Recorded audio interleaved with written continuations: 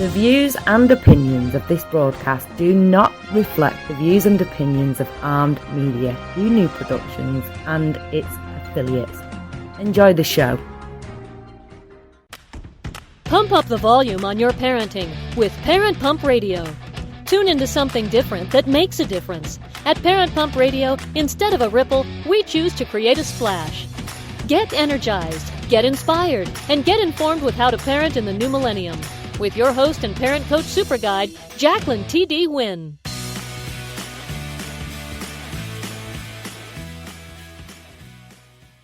This is Jacqueline T.D. Wynn. Welcome to Parent Pump Radio.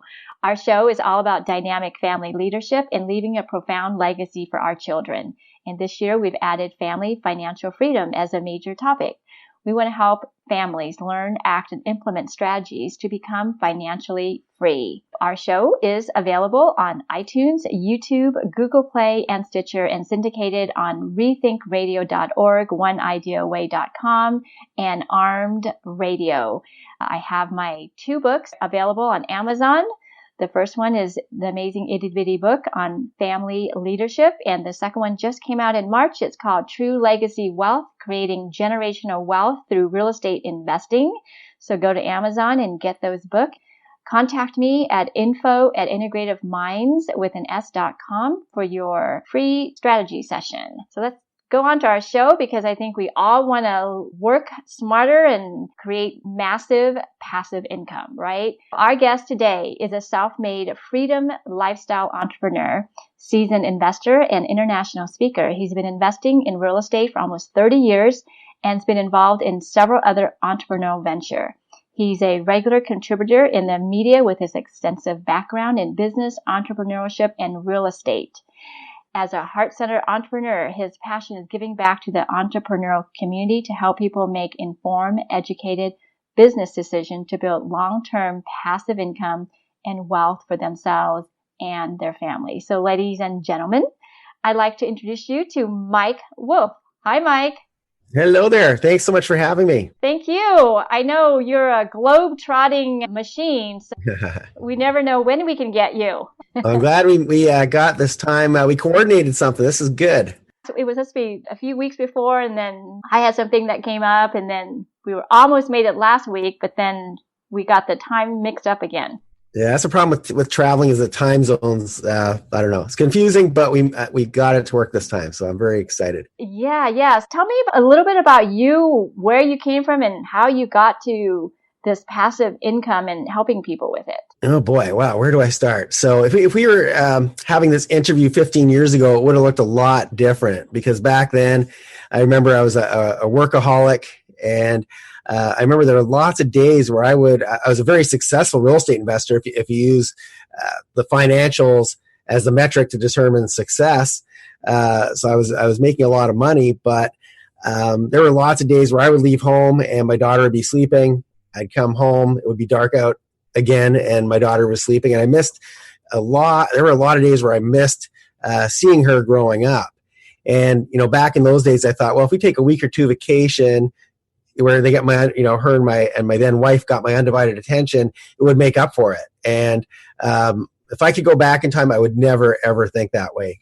So anyway, 3 years ago, I had my first of 2. Well, I didn't. My daughter had my first of 2 grandsons that I now have. And it was such a different picture, because literally, within that 20-year period between my daughter being born and my first grandson being born, I could take as much time as I wanted. I could literally spend every day, all day, until my daughter would get sick of me and kick me out with my grandson if I wanted to. And that's because I changed a lot of the ways I do business. I changed I put a lot of systems in place, and basically went from being a solopreneur doing everything to delegating. Now I delegate almost everything. And so I went from a workaholic to a playaholic. And let me tell you, when I was a workaholic, I didn't actually mind it. If it weren't for the fact I wasn't seeing my daughter and wasn't paying attention to my health and all that stuff didn't really faze me back then. It was all about, hey, how do you make more money? But if I could, if I go back in time the things I'm going to teach my grandkids are to work smart, not to work hard. Yeah, we hear that, but what does that really mean? Can you explain this? Absolutely. So what that means is that instead of you doing all the work, it's using leverage. So whether it be, leveraging other people's skills, other people's time, basically taking yourself out of the equation as much as possible and only doing the things that require you, that you're good at, that are your gifts and that you're passionate about, and having other people using their gifts. There's a lot of stuff, I have people on my team, I have accountants on my team, and I can't imagine a more boring job in the world. And nothing against accountants. We're just wired differently. An accountant, but there's people that get lit up about doing that sort of thing, and they would hate to do what I do. So you want the people on your team that can do the things that you're not really necessarily good at, that they actually are passionate about doing. And getting the right people on your team and having the right systems in place makes all the difference. And then on top of that, as you make money, it's making that money work hard for you, so that instead of you trading your time to make more, let your money attract more money. And that's really, what I've gotten good at, those two things, building teams and putting my money to work for me. That's made all the difference. And that really changed, that in that 20-year period, those are the things that changed the most. How does the mindset play into actual wealth that people see in their checkbook? Well, the biggest thing I think is that most entrepreneurs, when we come up with our entrepreneurial idea, it's kind of like giving birth. And much like a baby, you don't just want anybody to go and hold your baby, at least not at first. And so most entrepreneurs, they start off as I did, as a solopreneur, where we do everything. And we try to get good at every single position within, all the things that need to be done. So as a real estate investor, I would go and try to find deals. I try to find sellers. I try to find buyers. And I deal with, getting contractors and collecting rent and dealing with those, phone calls at 2 a.m. from tenants with a leaky toilet. And on Christmas Day, every year, a furnace breaks on Christmas Day when you can't find somebody to go and fix it. So these are things that we all try to deal with on our own when we first start.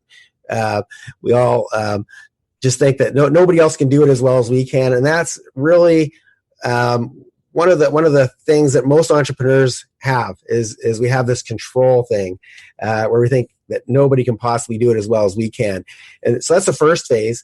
The second phase, so what happened with me is I'm originally from Canada, and originally I did all my real estate in Calgary, Canada. And then a friend of mine, he moved to Las Vegas, and I went and I'd go visit him like once a month or once every 2 months.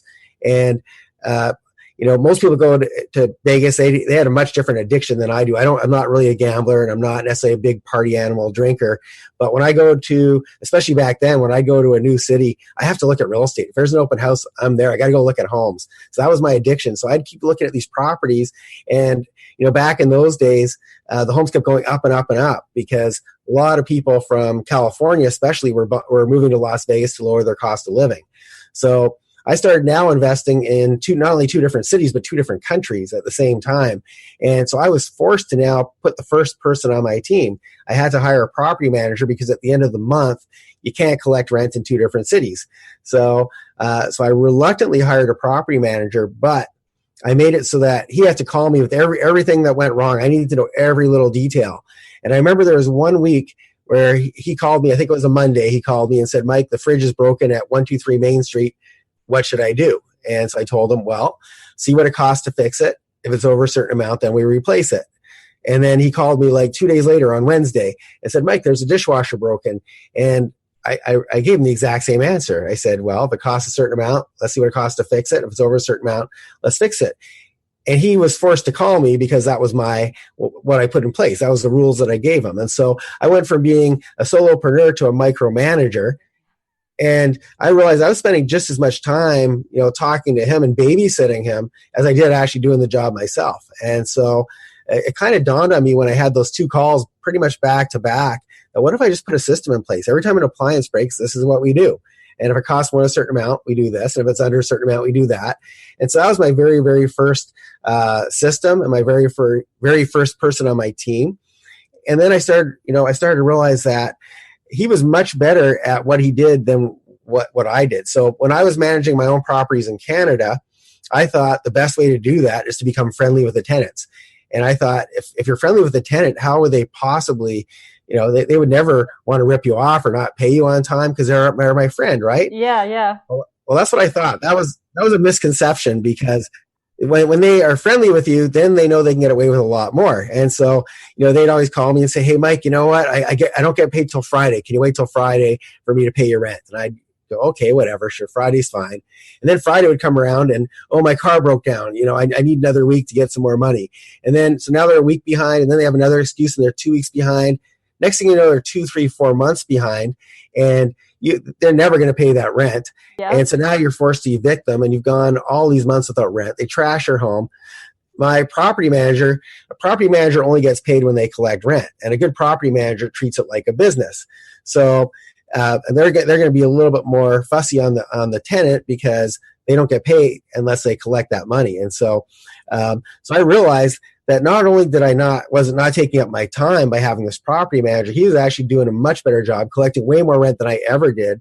And even after I paid him, 10%, which is what property managers typically charge, even after I paid him as 10%, I was still making a lot more money not doing the work than when I was trying to do it myself. And so I always had this idea in my head that, I had this wrong idea that I'm saving money by doing it myself. Well, not only was I wasting my time, I was actually costing myself money. And so once I realized this, then I started to see, well, who else could I put on my team that would, take care of the things that I do on a day-to-day basis that don't require me, and that where I'm actually not even doing as good a job as somebody who is a professional at that part of the business. So you fast forward these days, as you know, I have a turnkey operation in Atlanta. I never see any of these homes personally. I have systems in place. I've got somebody, his only job is to go schmooze bankers so that we can get good deals on properties. And so he picks out the properties, but there's a system in place. All the homes are 3 bedrooms or more, 2 bathrooms or more, double attached garage or better. They're in very specific zip codes, and it's a certain price per square foot, or we don't buy it. And so he knows exactly what he needs to do. Once he gets those properties, he calls up our inspectors. They go and inspect the home. Once they're done their thing, they get a list that they send out to the contractors. They fix all the things on the list, and then the property manager fills it with a tenant and collects rent. And then I've got affiliates all over the world that are selling these properties for me. So this business pretty much runs better with I semi-jokingly say I make more money the less I work, and it's actually true, because if I were to go to Atlanta right now and go try to micromanage my team, I would actually slow them down, and they're actually all better at what they do than I have ever been at what they do. So I make a lot more money doing a lot less. And when I'm hanging out with my grandkids, I'm making more money and having way more fun than I ever did working really, really hard. Wow. Yeah. We're kind of somehow taught that we can do it all, that control means somehow that the more control you have, the better it is. But when we're able to let go is when we realize we actually have more power when we let go. Absolutely. That's huge. And it's a really tough thing to do as an entrepreneur, to give up that control and be trusting with other people. But once you can learn to do that, and once you have the right people on your team to implement the things that need to be done, when you have the proper people, life gets a lot better. So I spend a lot of my time volunteering, doing humanitarian things, and doing the things that, really make a difference. And one of the things that I teach my students is that, we never really think about, and we never think, I hope Jacqueline doesn't breathe too much oxygen, because, you don't have a scarcity mindset around oxygen yet. It's the most important thing that we've got. We can't live without it, but we never really think about it because it's so abundant. So when you get your business on autopilot, when you have your money on autopilot, so it comes in, to go back to the Vegas example again, I'm not really a gambler, but if I went to Vegas and I lost every dime at the casino, at the end of the month for my rental properties, a bunch of money would come back and fill up my bank account again. And so when you have, when you have your money on autopilot, where you're not worried about it, where there's no scarcity, and it's an abundant thing, then you can really focus on the things that matter, like your relationships and giving back and helping other people, your health. And these are all the things that most workaholics don't have time for. They put all that stuff to the wayside. They think, one day I'll focus on my health. Once I have this much money, I'll focus on that. Well, that never happens. Even if you manage to get whatever that amount of money is, when you have that amount of money, your spending's also gone up.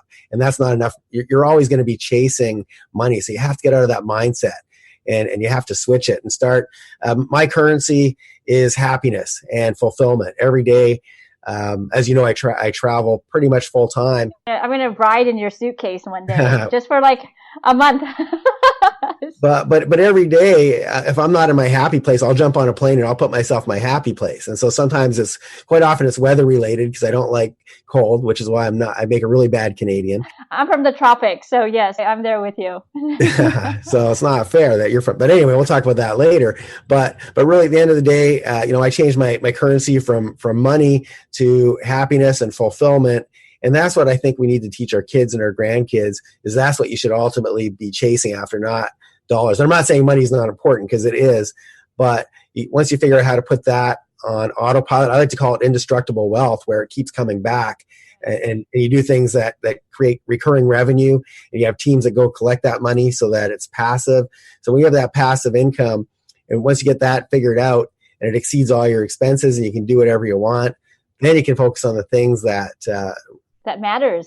Right? So right, exactly. Right. I'm thinking I want to be where you are. Most people are thinking that's where I want to be. But then probably there's lots of people out there, right? They're doing the 9-to-5 grind. They're still back where you started.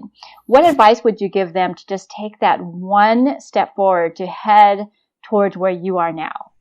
My biggest advice would be to start putting some money away. And I know when you are in the 9-to-5 world, that's not always easy, but pay yourself first, even if it's a small amount, start putting it away, make your money start working for you.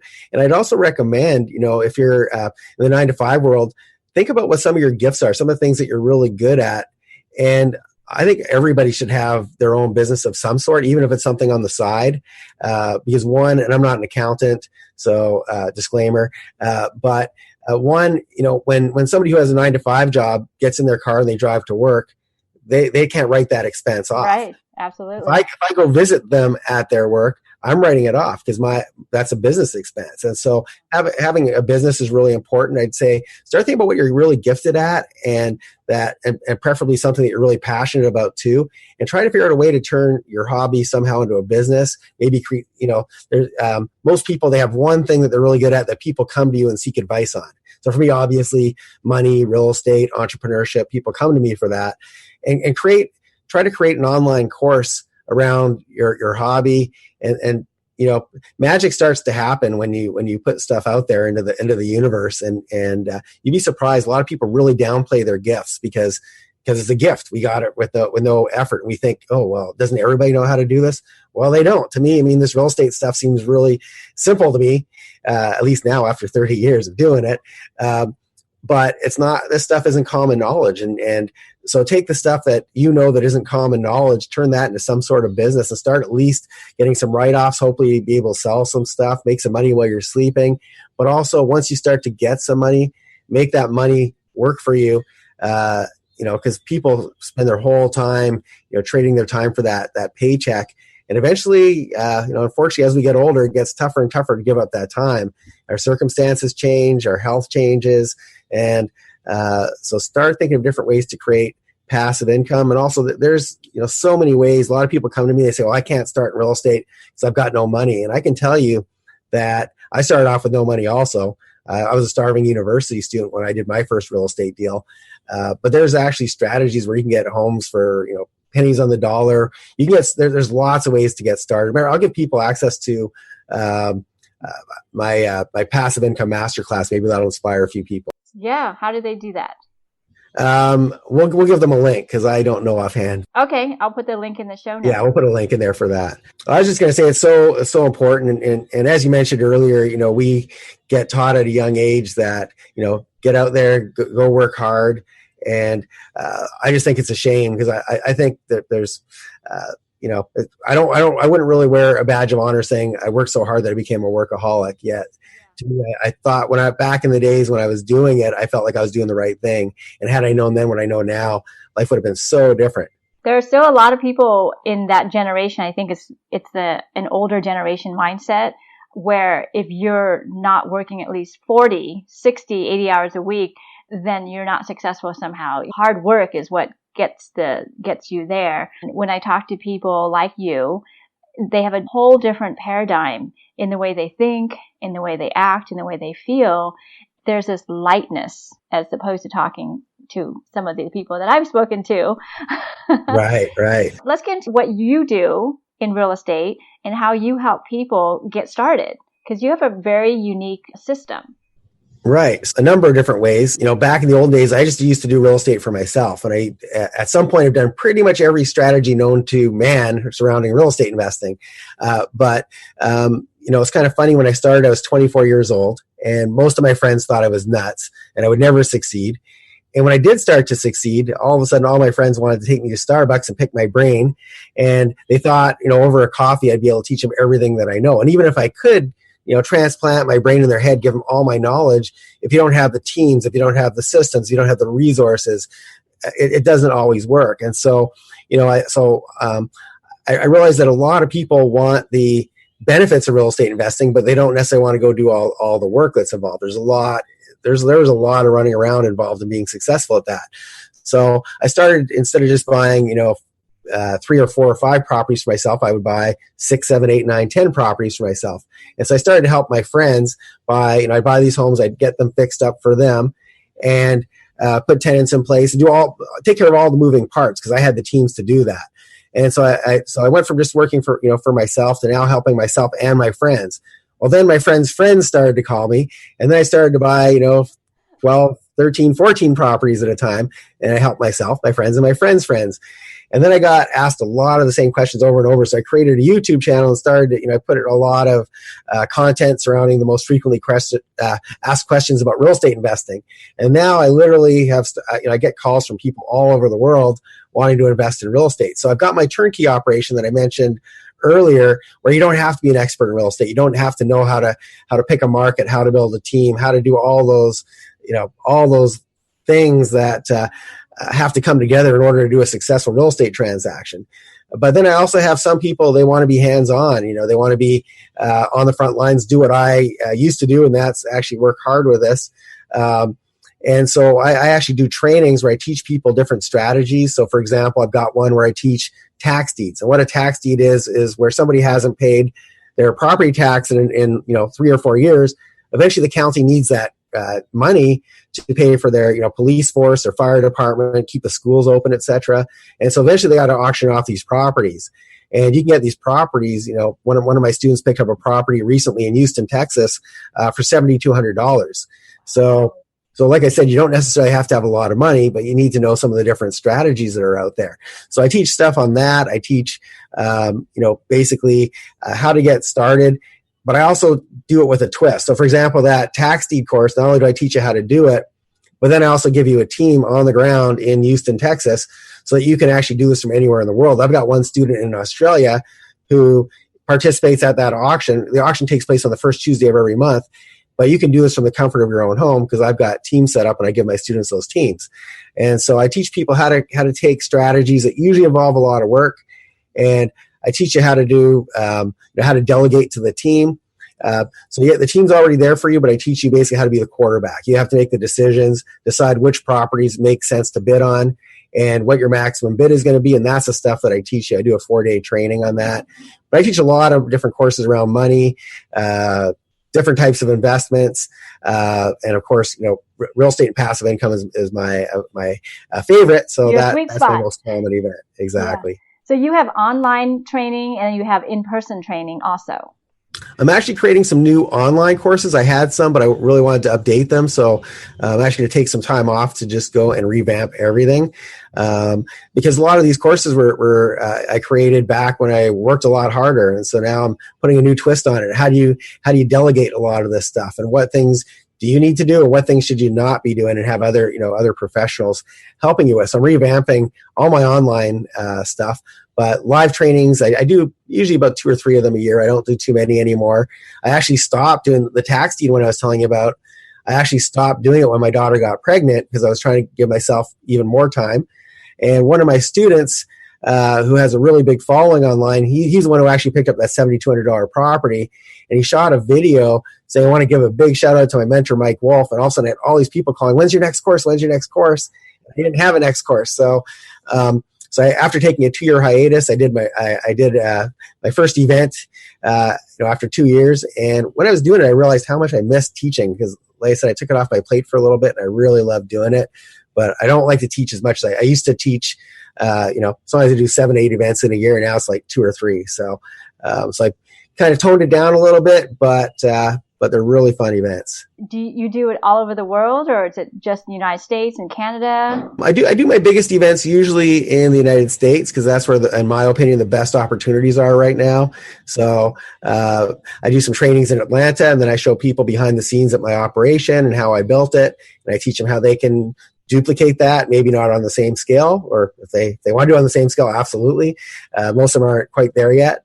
And in Houston, Texas is where I teach, things like the tax deeds and the auctions and foreclosure auctions, because that's my personal favorite auction, and that's where my team is set up for my students.